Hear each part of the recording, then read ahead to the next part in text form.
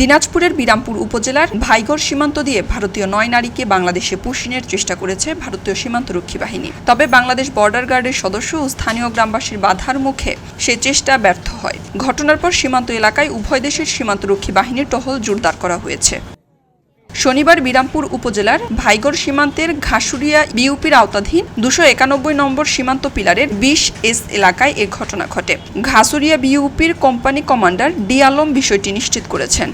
ভোররাতে ভারতীয় শ্রীরামপুর এলাকার দিক থেকে ৯ জন নারীকে বাংলাদেশে প্রবেশ করানোর চেষ্টা করে বিএসএফ। এ সময় বিজিবি সদস্য ও স্থানীয় গ্রামবাসী তাদের বাধা দিলে বিএসএফ তাদের আবার ভারতীয় ভূখণ্ডে ফিরিয়ে নেয়। এই লোকগুলা বাংলাদেশের না ভারতের তার তো কোনো ঠিক ঠিকানা নাই, এটা মানুষ জানতে পারতেছে না।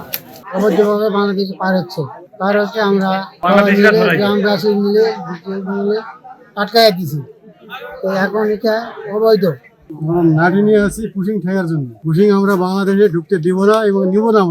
আমরা প্রতিরোধ করতেছি, জনগণ মিলে, বিজিবি মিলে, থানা মানা সব মিলে, জনগণ মিলে আমরা ঠেকে দিছি এবং আটকে দেওয়া হয়েছে। সীমান্ত এলাকায় কিছু সময়ের জন্য উত্তেজনা সৃষ্টি হলেও পরিস্থিতি নিয়ন্ত্রণে থাকে।